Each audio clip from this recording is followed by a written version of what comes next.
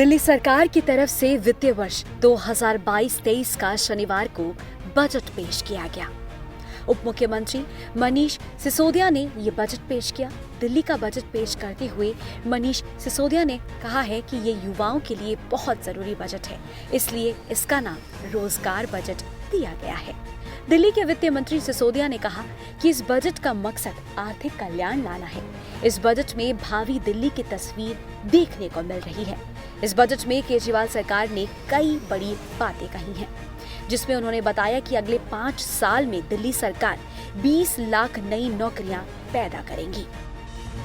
दिल्ली के मुख्यमंत्री अरविंद केजरीवाल ने कहा कि वित्तीय वर्ष 2022-23 का बजट 76,000 करोड़ का है, जो कि वित्तीय वर्ष 2014 और 15 में 30,940 करोड़ का था। इस हिसाब से लोग ये सोचते हैं कि आखिर महज 7 सालों में दिल्ली सरकार ने इतना बजट कैसे बढ़ा दिया। 2014-15 में जब हमने पहला बजट पेश किया था, वो लगभग 31,000 करोड़ रुपए का बजट था। आज जो बजट पेश किया गया 7 साल के बाद, ये लगभग 76,000 करोड़ का बजट है। 7 साल में ये बजट 2.5 गुना हो गया। ये आज हमारे देश में अगर हम सारी राज्य सरकारें देखें, केंद्र सरकार देखें, ये किसी चमत्कार से कम नहीं है। इतने बड़े स्केल के ऊपर इतना भारी बजट के अंदर इम्प्रूवमेंट कोई चमत्कार से कम नहीं है। ये केवल और केवल एक ही कारण से हुआ, क्योंकि हमारी पार्टी एक कट्टर ईमानदार पार्टी है। हमारी सरकार कट्टर ईमानदार सरकार है, और उस ईमानदारी का नतीजा है कि बजट ने इस किस्म से छलांग ली है।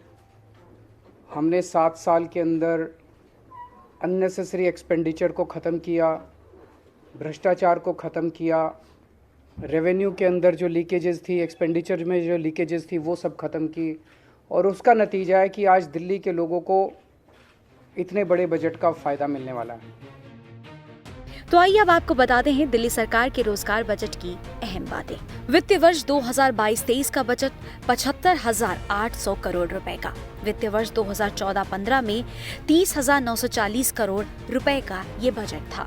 युवाओं के लिए रोजगार के अवसर तैयार करेगा रोजगार बजट।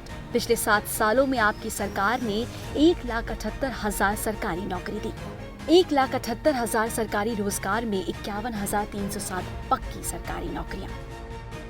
दिल्ली सरकार का फोकस इस बार retail sector, food and beverage, travel and tourism, logistic and supply chain, entertainment, construction, real estate और ग्रीन एनर्जी में रोजगार देने का होगा।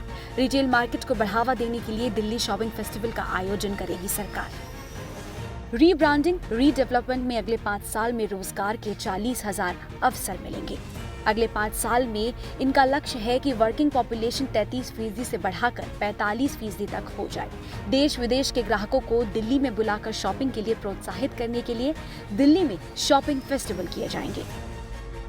दिल्ली में इलेक्ट्रॉनिक सिटी का निर्माण किया जाएगा, जिसमें 80,000 लोगों को रोजगार मिलने की उम्मीद है। दिल्ली बाजार पोर्टल दुकानदारों को उपभोक्ताओं से जोड़ेगा। गांधीनगर में एशिया के सबसे बड़े कपड़ा बाजार को कपड़ा केंद्र के रूप में विकसित किया जाएगा। इसके अलावा सीएम केजरीवाल ने ये भी जानकारी दी है आज कि इस बार के बजट में भिखारी बच्चों को भी इंक्लूड किया गया है। उनके लिए सरकार अलग संस्थान खुलवाएगी।